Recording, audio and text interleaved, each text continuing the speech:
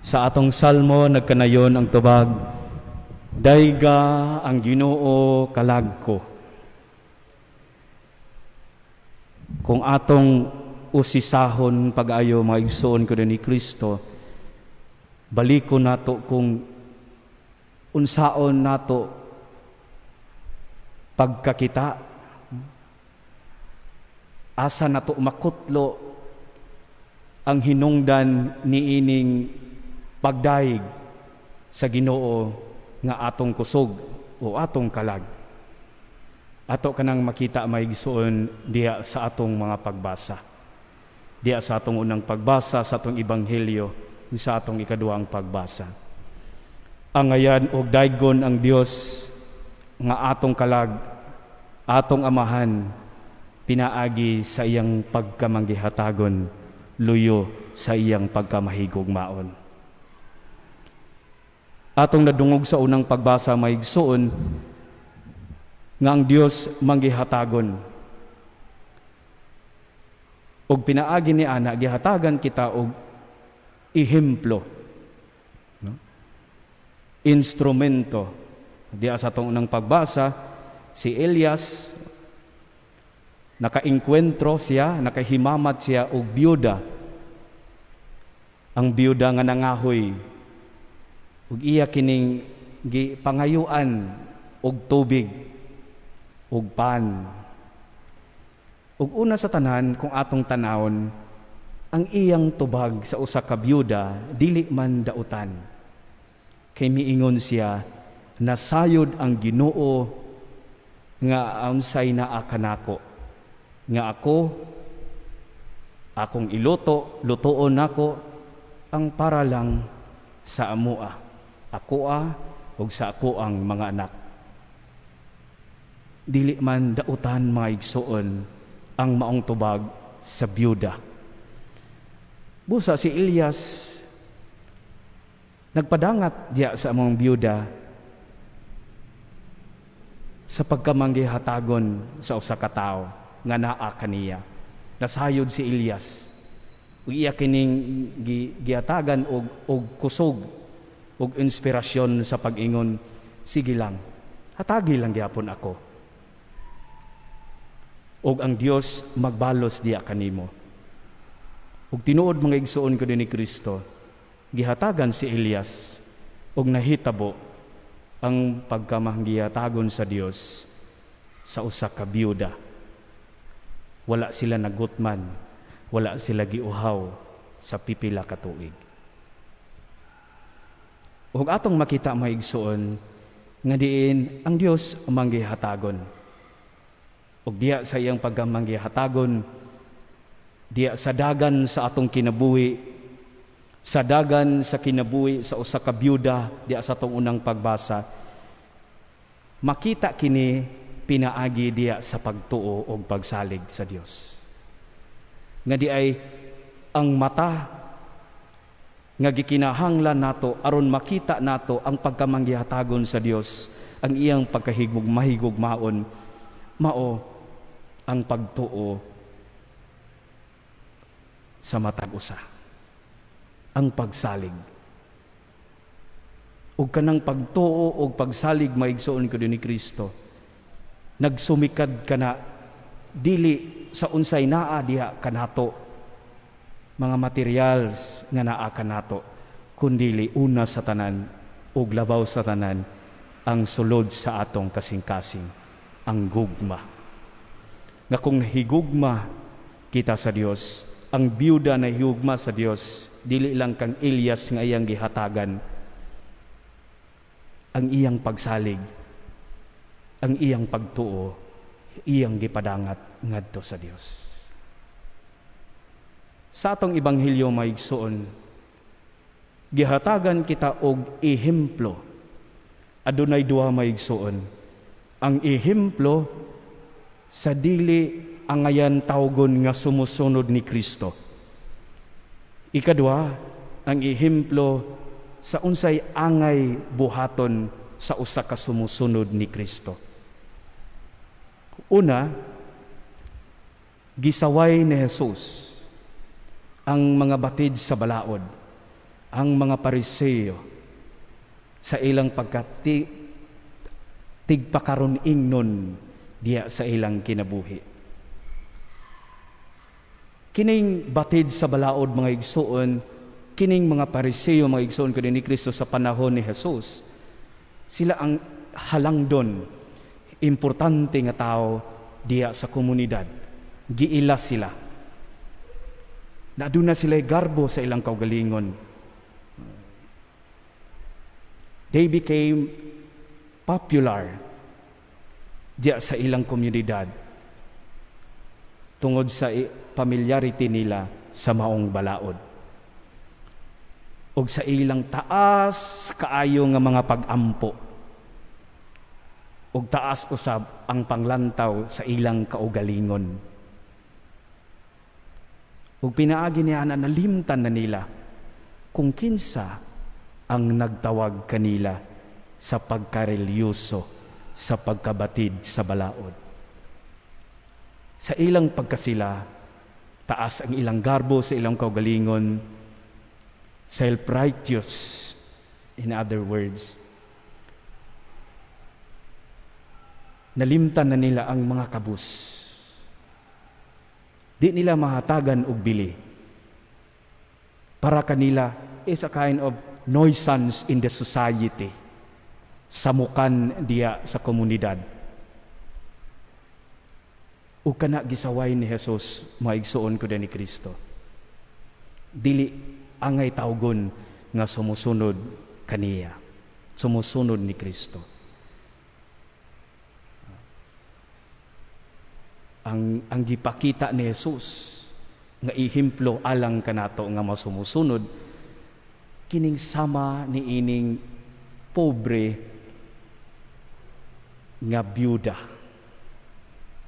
Unsay nakita niya maigsoon, una sa tanan kining byuda nga kabus usa ka Dios nun. Dios nun siya kay naa sa templo kanunay. Magahalad siya. Apan sa iyang pagkabyuda kay sa history maigsoon kadto ni Kristo, kining byuda wala ni sila sa panahon ni Jesus. Kini ang poorest, pinakapobre sa tanang pobre. Kay mahatagan lang sila og bili, mahatagan lang sila og kining gahom o maila lang sila, pinaagi in relation to or in association with sa ilang husbands, sa ilang bana. So, ubos kaayo ang panglantaw sa mga Hudiyo, sa mga babae, labi na gayud katong mga byuda. Busa, pobre na gyud kini ang byuda. Ug sa iyang 2 pesos sa ato pakaron nga salapi, o 2 ka sentabo, o sinselyo, sa iya, pwede man niya nga ibahinon niya para sa iya ang piso, para sa Dios ang piso. Apan alang kaniya, iyang gihatag ang maong-maong 2 pesos diya alang sa Dios, halad sa Dios. Ang nakita sa atong Ginoong Hesukristo, why Jesus was impressed ni anang maong byuda, ang iyang pagka-authentic, tinuod nga relyosa, Dios nun, diya atubangan sa katawhan, atubangan sa Dios. Nga para kaniya, kung naa ang Dios, diya kaniya, naa kaniya ang tanan. Isalig niya sa Dios. Dili niya isalig sa iyang maong-maong piso, sa iyang maong-maong 2. Isalig niya sa Dios. Dili man dautan ang mga dato nga naghalad diya sa templo. Wala man giingon si Jesus nga dautan, apan mas labaw pa daw kining byuda. Kay unsay nakita ni Jesus, non multum, sed multum, non multa, sed multum. Not in quantity, but in fullness. Not in many, but in much. Dili sa kadaghanon, kundili diya kung unsay naa sa iyang kasing-kasing ang iyang intensyon. Ang unsay sulod sa iyang kasing-kasing mao ang gugma ngadto sa Dios. Para kaniya, ang iyang pagka-Dios nun dili lang sa pitaka, kundili sa kasing-kasing. Busa maigsuon gipahinumduman kita ni ana. Ang atong Ginoong Hesukristo, nakita niya ang iyang kaugalingon diya sa usa ka byuda, kay sama ni anang byuda siya usab. Iyang gihatag ang iyang kaugalingon maskin sa katapusang tulo sa maong dugo kaniya diya ibabaw sa cross, alang sa kapasayloan sa atong mga sala. So kining byuda nahimong usa ka representation sa usa ka tinuod nga sumusunod ni Kristo. I will give you an example, mga igsuon kini ni Kristo. Sa diyang ni biyahe ko padulong sa cathedral, nag-commute kay mag-commute pa man ako. Sakay ko og jeep gikan diya sa sentro padulong sa Divisoria. Because that time traffic kaayo. Dunay mga badyaw, dunay mga kabus nga musaka sa jeep. Magtunol-tunol og papel. Akong gibasa. Nindot og intention. Mihatag ko apan adunay usa ka babay nga sigig bagulbol, gani iyang gihatag piso. Maigsuon ko din ni Kristo, what I mean here is, kung maghatag ta, maskin dili na to ihurot ang atong unsay sulod sa atong pitaka, kung dili ka na bang maghatag nga kinasing-kasing nga walay bagulbol. Kay kung magbagulbol kita, dili usa ka sumusunod ni Kristo. Layo sa imong kasing-kasing ang imong pagkamanggihatagon, sa imong pagkadili mahigugmaon. Ang manggihatagon ug ang mahigugmaon mag-uban kana maigsuon ko ni Kristo. Busa sa katapusan, ang atong Dios, ang atong Ginoong Kristo naghatag og ehemplo kanato nga mahimo kitang Dios nun pinaagi sa atong tinuod nga pagkamanggihatagon, pagkamahigugmaon ngadto sa Dios ug ngadto sa atong isig katao. Unsay atong mahatag diya kanila, ato kanang ihatag uban sa atong gugma ug kalipay. Kay miingon si San Agustin, my heart is restless until it rests unto you, O Lord. Of course, aduna tay mga daghan og salapi. Pero adunay hawang sa atong kaugalingon, sa atong kasing-kasing. Dili kita malipay. So di ay gitudloan kita, maskin gamay nga tabang, maskin gamay nga atong mahatag ngadto sa atong isig katao, ato kanang isipon nga nihigugma kita kanila sama nga nihigugma kita sa atong Ginoo. Ang pagka-Kristiyano is not a duplicate Christian. It's not a kind of kanang doble kara nga pagkakatoliko. Katoliko sa simbahan, sulod, pagawas, dili na. So makita diya ang tinuod nga pagkasumusunod ni Kristo sa pagka-consistent sa atong pagkamahigugmaon, pagkamanggihatagon ngadto sa atong isig katao, sama nga kita nagdaig sa atong Ginoong Dios nga siya mahigugmaon ug maluluyon. Siya atong daygon nga atong kalag, atong amahan labaw sa tanan. Amen. Palihog manindog. Karon atong bag-ohon ang atong pagtuo. Nagatuo ko sa Dios. Ang amahan makagagahom sa tanan, magbubuhat sa langit ug sa yuta, ug sa tanang mga makita ug dili makita. Nagatuo ko sa usa ka Ginoo si Jesucristo, ang bugtong anak sa Dios, gianak sa amahan sa wala pay katuigan. Dios gikan sa Dios, kahayag gikan sa kahayag. Matuod nga Dios gikan sa Dios nga matuod. Gianak dili binuhat, usag kinaiya sa amahan. Pinaagi kaniya nga himo ang tanan. Tungod kanatong mga tawo ug alang sa atong kaluwasan, mikanaog siya gikan sa langit sa lalang sa Espiritu Santo. Nahimo siya nga may lawas gikan ni Maria nga ulay ug nahimong tawo. Tungod kanato gilansang siya sa krus sa sugo ni Poncio Pilato.